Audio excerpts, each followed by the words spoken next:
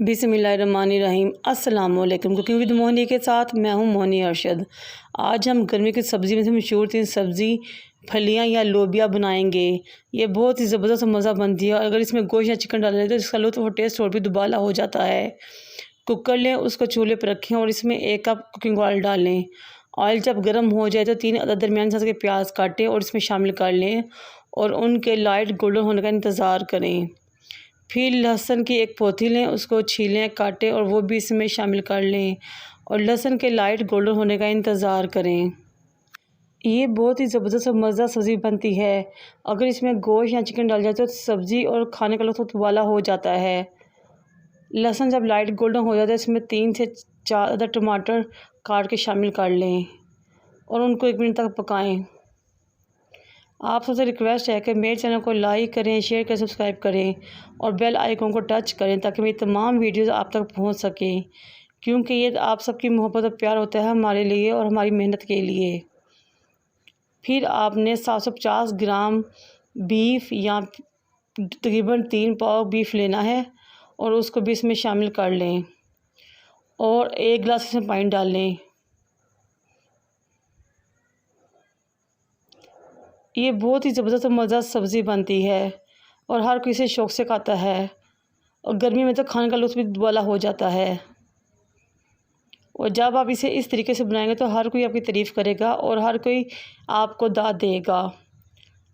पानी शामिल करने के बाद हम इसमें मसाले शामिल करेंगे।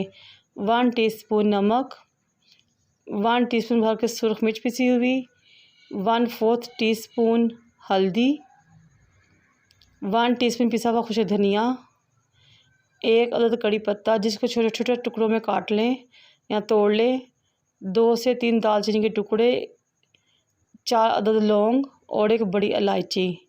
अब इन तमाम चीज़ों को डालकर अच्छी तरह मिक्स करें और कुकर को तकरीबन 10 मिनट के लिए घड़ी से देकर बंद कर दें। बीफ गोश्त गलने के लिए 10 मिनट का टाइम बहुत होता है।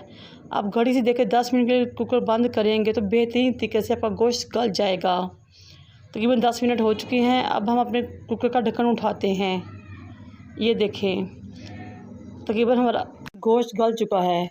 अब हम मुसलसल चम्मच चलाते जाएंगे ताकि लहसुन, प्याज और टमाटर अच्छी तरह मसाले में मिक्स हो जाए और फालतू पानी भी खुश्क हो जाए। तो ये 5 से 7 मिनट में हमारा पानी खुश्क हो जाएगा, गोश्त अच्छी तरीके से बुनाई हो जाएगी। ये देखिए माशाल्लाह कितनी ज़बरदस्त सी गोश्त की खुशबू आ रही है और बहुत ज़बरदस्त लग रहा है। अब हम इस टाइम पर 1 टीस्पून भर के ज़ीरा डालेंगे।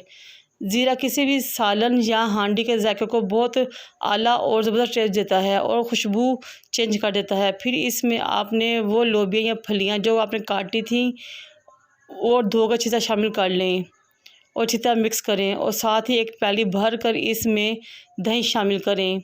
दही डालने से लोबिया गोश्त का टेस्ट बहुत ज़बरदस्त बन जाता है। इसको शामिल करें और मिक्स करें और फिर से कुकर को 5 मिनट के लिए बंद कर दें। लोबिया को गलने में थोड़ा टाइम लेता है। 5 मिनट बाद हम कुकर को खोलते हैं। ये देखिए माशाल्लाह कितना ज़बरदस्त हमारा लोबिया पक चुका है। इस टाइम पे ये तकरीबन आधा गल चुका है। अब हम इसको हिलाएंगे और आपकी मर्ज़ी आप इसमें आलू शामिल करें या ना करें, लेकिन मुझे आलू बहुत पसंद है इसलिए मैं 3 अदद दरमियाने साइज़ के आलू काटूँगी छोटे छोटे टुकड़ों में और वो इसमें शामिल कर लूँगी। आलू तो बच्चे भी बहुत शौक़ से खाते हैं, इसलिए आप आलू को भी इसमें शामिल कर सकते हैं, ये ऑप्शनल है।